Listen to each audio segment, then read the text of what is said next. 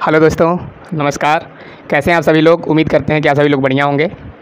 तो आज का हमारा जो सेशन है बिल्कुल छोटू मोटू सा सेशन होने वाला है। आज हम लेकर के आए हैं उत्तर प्रदेश की जो संयुक्त बीएड प्रवेश परीक्षा होती है उसके लिए हिंदी के 25 प्रश्न। ये ऐसे प्रश्न है जिसको कि 15 तारीख जो एग्ज़ाम प्रस्तावित है उस एग्ज़ाम में आपको ये प्रश्न देखने को डायरेक्टली मिल सकते हैं। तो इन प्रश्नों को करके आप अपने आप को भांपिए कि आप कितने पानी में हैं, पता तो चले कि आप क्या पढ़े हैं, क्या किए हैं। तो देर ना करते हुए सेशन को हम लोग स्टार्ट करते हैं और उम्मीद करते हैं कि आप लोग सेशन में लास्ट तक बने रहेंगे। प्रश्न नंबर एक कह रहा है कि निम्नलिखित में ओष्ठ ध्वनि है। अब ओष्ठ ध्वनि कौन सा है, उच्चारण स्थान के आधार पर आप लोगों को बताना है। ऑप्शन ए कह रहा है ल, बी कह रहा है र, सी कह रहा है स और डी कह रहा है फ। तो इस तरह से इस प्रश्न का जो सही उत्तर है वह हो जाएगा ऑप्शन नंबर डी, फ। प्रश्न नंबर 2 कह रहा है कि वोवेल को हिंदी में कहते हैं, जो वोवेल है उसको हिंदी में क्या कहते हैं। तो आप लोग सभी इंग्लिश मीडियम के स्टूडेंट हैं, मुझे पता है कि अधिकतर इंग्लिश मीडियम के स्टूडेंट इस समय मार्केट में आ रहे हैं। तो वोवेल और कॉन्सोनेंट कौन नहीं जानता है, तो वोवेल को क्या कहते हैं, स्वर। इस तरह से इस प्रश्न का जो सही उत्तर है वह हो जाएगा ऑप्शन नंबर सी। क्या हो जाएगा? Option number C. प्रश्न नंबर 3, ये प्रश्न कुछ दमदार है। कह रहा है कि जिन शब्दों के अंत में अ आता है उन्हें क्या कहते हैं। अब जैसे कोई भी शब्द हो गया, मान लीजिए हमारा नाम ही हो गया विवेक, तो विवेक के अंत में क्या आ रहा है, कौन सा वर्ण आ रहा है, तो आप लोग कहेंगे कि सर क आ रहा है। बक पगले, गलत, क नहीं आ रहा है, क प्लस अ आ रहा है। क में जो आधा क के साथ स्वर मिला हुआ है अस्वर, अस्वर हर एक व्यंजन को पूर्ण करता है। तो इस तरह से जो क है उसके लास्ट में अ आ रहा है, तो हमारा नाम कैसा हो गया, अकारांत। कैसा हो गया? अकारांत। तो इस तरह से इस प्रश्न का सही उत्तर हो जाएगा ऑप्शन नंबर डी। अब प्रश्न नंबर 4 कह रहा है कि कौन स्वर नहीं है। तो आप सभी लोग जानते हैं कि हिंदी वर्णमाला में 11 स्वर, 2 अयोगवाह स्वर होते हैं और 33 व्यंजन होते हैं। तो स्वर व्यंजन सभी लोगों को पता है, अ से लेकर अ तक और अंग और अह, इसके बीच में जितने भी वर्ण आते हैं सब स्वर के अंतर्गत कंसीडर किए जाते हैं। तो आइए देखते हैं। ऑप्शन ए कह रहा है अ, बी कह रहा है उ और सी कह रहा है ए और डी कह रहा है ब। तो सभी को पता है कि ऑप्शन नंबर डी इस प्रश्न का क्या हो जाएगा, सही उत्तर हो जाएगा। प्रश्न नंबर 5 कह रहा है कि निम्नलिखित में कौन सा वर्ण घोष है। अब देखिए अघोष घोष से यहाँ पर प्रश्न पूछ दिया और उम्मीद करते हैं कि यही सेम प्रश्न की बात तो हम नहीं कर सकते हैं, गारंटी नहीं ले सकते हैं, लेकिन अघोष सघोष वर्ण से यदि क्वेश्चंस नहीं आएगा तो आप लोग मुझे कमेंट करके बताइएगा 15 तारीख को कि सर आप गलत बताए थे। जरूर गारंटी 101% गारंटी है कि अघोष और सघोष से एक प्रश्न आना अनिवार्य है। तो आइए देखते हैं। कह रहा है कौन सा वर्ण घोष है।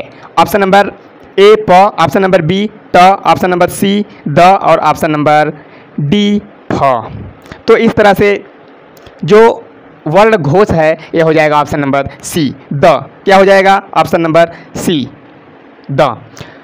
5 प्रश्न यहाँ पर समाप्त हुए और हम आप लोगों से यही कहना चाहते हैं कि एकदम आग लगा देना है, प्रश्नों में आग लगा देना है। कहते नहीं है कि लगा दे आग जो पानी में उसे जवानी कहते हैं, लुटा दे बाप की दौलत उसे फुटानी कहते हैं। तो फुटानी नहीं करनी है, बस हमको इतना करना है कि जो 25 प्रश्न है उनमें आग लगा देना है और 25 के 25 प्रश्न जो बच्चा सही कर लिया समझ लो उसका बीएड में सरकारी कॉलेज मिलना निश्चित हो जाएगा, अनिवार्य हो जाएगा। क्योंकि हिंदी ही एक ऐसा सब्जेक्ट है जिसको आप पूर्ण रूप से यदि 50 में 50 प्रश्न कर रहे हैं तो समझ लीजिए कि आपका सीट सरकारी गवर्नमेंट कॉलेज के लिए पक्का हो जाएगा।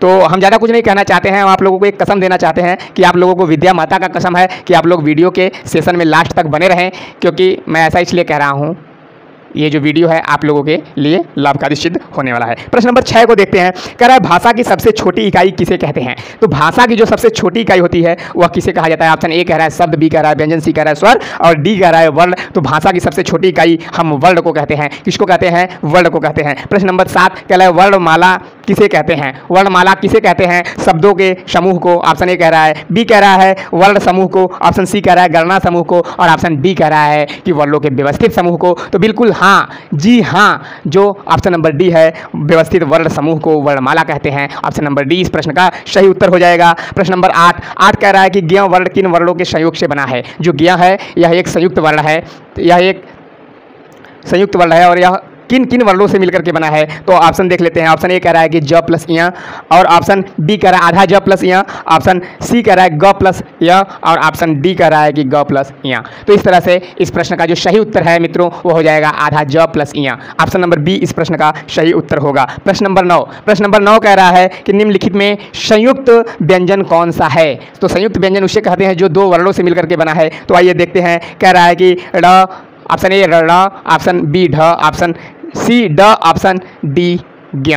तो अभी मैंने पिछले प्रश्न में बताया है, तो इस प्रश्न का उत्तर हम आप लोगों को नहीं बताएंगे। आप लोग कमेंट सेक्शन में कमेंट करके बताएं कि इस प्रश्न का उत्तर क्या होगा। प्रश्न नंबर 10 को देखते हैं। प्रश्न नंबर 10 कह रहा है कि हिंदी वर्णमाला के स्वरों की कुल संख्या कितनी होती है। तो हिंदी वर्णमाला में जो कुल स्वर होते हैं उनकी संख्या 11 होती है। कितनी होती है? 11 होती है। दो हम 13 कब कहते हैं? जब पूछते हैं कि पूर्ण रूप से हिंदी वर्णमाला में स्वरों की संख्या, तब हम 13 बताते हैं। लेकिन मूल रूप से यह स्वरों की संख्या डायरेक्ट पूछा जाता है तो स्वरों की संख्या 11 होती है। दो अयोगवाह स्वर होते हैं, अंग और अह, अंग और अह। तो इस तरह से इस प्रश्न का जो सही उत्तर हो जाएगा मित्रों वह हो जाएगा ऑप्शन नंबर बी। क्या हो जाएगा? Option number B. प्रश्न नंबर 11 को देखते हैं। कह रहा है कि हिंदी वर्णमाला में व्यंजनों की कुल संख्या कितनी है। व्यंजनों की कुल संख्या जो कितनी है? ऑप्शन ए कह रहा है 32, ऑप्शन बी कह रहा है 33, ऑप्शन सी कह रहा है 34 और ऑप्शन डी कह रहा है 35। तो इस तरह से इस प्रश्न का सही उत्तर ऑप्शन नंबर बी हो जाएगा। क्या हो जाएगा? Option number B. हिंदी वर्णमाला में कुल मूल रूप से व्यंजनों की संख्या जो है वह है 35। प्रश्न नंबर 12, तालव्य व्यंजन है। तालव्य व्यंजन हम किसे कहते हैं? वह व्यंजन जिसका उच्चारण हम तालु की सहायता से करते हैं उसे हम तालव्य व्यंजन के नाम से जानते हैं। किसके नाम से? तालव्य व्यंजन के नाम से।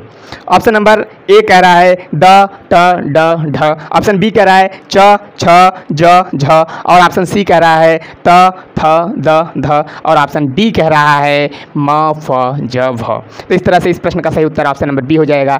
च वर्ग जो है वह तालव्य है। जैसे कि आप उच्चारण करते हैं तो आपकी जीवा तालु से टच होती है, च, छ, ज, झ। आप उच्चारण भी करके हमारे साथ देख सकते हैं। प्रश्न नंबर 13 कह रहा है कि कौन वर्ण घोष नहीं है। फिर रिपीट हो गया प्रश्न।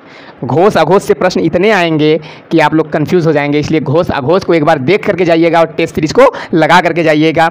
तो कौन सा वर्ण घोष नहीं है? नहीं है मतलब अघोष है। तो कह रहा है कि र, ल, त और ड। तो आप लोगों को पता है कि इसका फार्मूला जो है वह है आपका क्या है? फर्स्ट सेकेंड अघोष होता है। तो फर्स्ट में हमारा ऑप्शन नंबर सी फंस रहा है। ऑप्शन नंबर सी इस प्रश्न का सही उत्तर हो जाएगा। प्रश्न नंबर 14 कह रहा है निम्नलिखित में कौन सा ट वर्ग का नहीं है। ट, ठ, ड, ढ और ड़।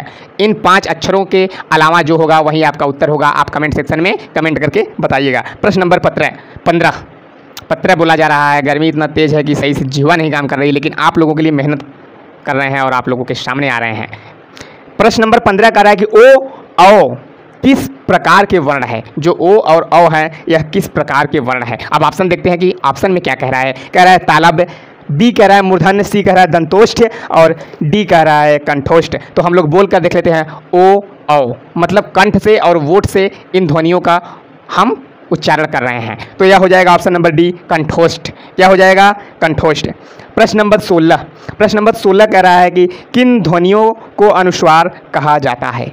किन ध्वनियों को अनुस्वार कहा जाता है। ऑप्शन ए कह रहा है स्वर के बाद आने वाली नासिक के ध्वनियाँ। स्वर के बाद आने वाली नासिक के ध्वनियाँ। ऑप्शन बी कह रहा है कि स्वतंत्र रूप से उच्चारित ध्वनियाँ। ऑप्शन सी कह रहा है स्वर के साथ आने वाली ध्वनियाँ। ऑप्शन डी कह रहा है व्यंजन के बाद आने वाली ध्वनियाँ। तो इस तरह से इस प्रश्न का सही उत्तर ऑप्शन नंबर ए हो जाएगा कि स्वर के बाद आने वाली नासिक ध्वनियाँ। जैसे हम उन्हें अनुस्वार कहते हैं। स्वर हमारा कहाँ खत्म होता है? अ से लेकर औ तक।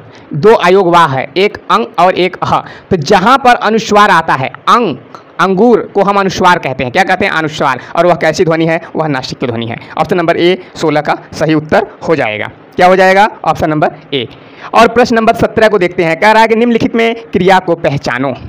ऑप्शन ए कह रहा है उठ, ऑप्शन बी कह रहा है पढ़, ऑप्शन सी कह रहा है उठना और ऑप्शन डी कह रहा है काम।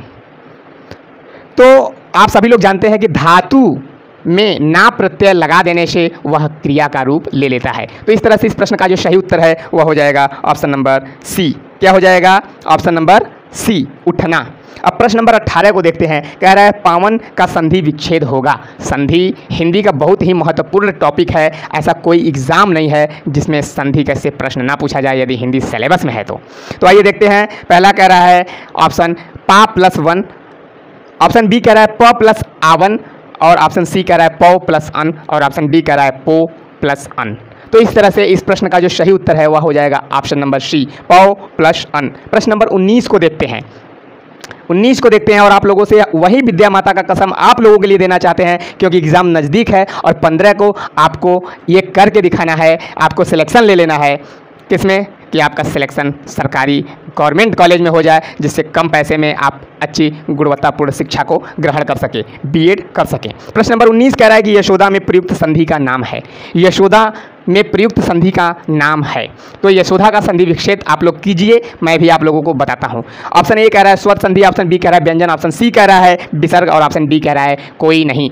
तो यशः धन दा यशोदा हमारे हिसाब से इस जो यशोदा का संधि है इसमें जो प्रयुक्त हो रही संधि यह हो रही है विसर्ग संधि। कौन सी संधि प्रयुक्त हो रही है? विसर्ग संधि। ऑप्शन नंबर सी इस प्रश्न का सही उत्तर हो जाएगा। प्रश्न नंबर 20 कह रहा है दशानन में कौन सा समास है? दस है आनंद जिसके अर्थात रावण है। ना तो इसका प्रथम पद ना तो उत्तम पद प्रधान है, अन्य तीसरा पद प्रधान है। इस तरह से इस प्रश्न का सही उत्तर हो जाएगा ऑप्शन नंबर बी बहुब्रीहि समास। क्या हो जाएगा? बहुब्रीहि समास। प्रश्न नंबर 21 को देखते हैं कि समास का अर्थ है। समास का अर्थ क्या है? ऑप्शन ए कह रहा है संक्षेप, ऑप्शन बी कह रहा है टिप्पणी, ऑप्शन सी कह रहा है सार और ऑप्शन डी कह रहा है व्यास। तो इस तरह से इस प्रश्न का जो सही उत्तर है वह हो जाएगा ऑप्शन नंबर ए, संक्षेप समास का अर्थ है। अब प्रश्न नंबर 22 को देखते हैं। कह रहा है कि हस्तलिखित में कौन सा समास है? हाथ द्वारा लिखित। कौन सा समास हो जाएगा इसमें? हस्तलिखित में बताइए आप लोग जल्दी से, हस्तलिखित में कौन सा समास हो जाएगा? ये हम आप लोगों के ऊपर छोड़ देते हैं। हम कमेंट में इंतजार करेंगे कि हस्तलिखित में कौन सा समास होगा। यदि आप लोग हिंदी पढ़े होंगे तो जवाब सही देंगे। पंचवटी, पंचवटी में कौन सा समास है? अब आप लोग बताइए कि पंचवटी में कौन सा समास है? संख्यावाचक है। पंचवटी 5 वृक्षों का समूह, द्विगु समास होगा। ऑप्शन नंबर सी इस प्रश्न का सही उत्तर होगा। प्रश्न नंबर 24 कह रहा है यथाशक्ति में कौन सा समास है? प्रश्न नंबर 24 कह रहा है कि यथाशक्ति में कौन सा समास है? यथाशक्ति यानी शक्ति के अनुसार। ऑप्शन ए कह रहा है कर्मधारा, बी कह रहा है व्ययी भाव, सी कह रहा है द्विगु और डी कह रहा है तत्पुरुष। तो इस तरह से इस प्रश्न का सही उत्तर हो जाएगा अव्ययी भाव समास। प्रश्न नंबर 25 और इस सीरीज का आखिरी प्रश्न, आओ खुद को जांचे। इस सीरीज का नाम है आओ खुद को जांचे। इसमें 25वां प्रश्न कह रहा है कि कमल नयन में कौन सा समास है? कमल के समान है नयन जिसका। प्रश्न नंबर 25 का ऑप्शन ए कह रहा है कर्मधारय, ऑप्शन बी कह रहा है व्ययी भाव, सी कह रहा है द्विगु समास और डी कह रहा है तत्पुरुष। तो इस तरह से इस प्रश्न का जो सही उत्तर है वह हो जाएगा ऑप्शन नंबर ए कर्मधारय समास। ऑप्शन नंबर ए इस प्रश्न का सही उत्तर है। तो हमारा जो 25 नंबर का सीरीज था यहीं पर समाप्त होता है और हम आप लोगों से ज़्यादा कुछ नहीं कहना चाहेंगे क्योंकि आप लोग एग्जाम देने वाले हैं 15 तारीख को। तो आप लोगों से बस इतना कहेंगे कि सेशन यदि पसंद आया है तो लाइक कर दीजिए, यदि नहीं आया है तो दोस्तों के पास शेयर करके छोड़ दीजिए, ताकि आप लोग तो सही समय और सही जगह ना लगा रहे हों लेकिन अपने दोस्त के पास यदि भेजेंगे तो उनको शायद अच्छा लगे और मैं उम्मीद करता हूं कि इसमें से प्रश्न जरूर आएगा। तो बाय बाय, मिलते हैं अगले वीडियो में, तब तक के लिए धन्यवाद।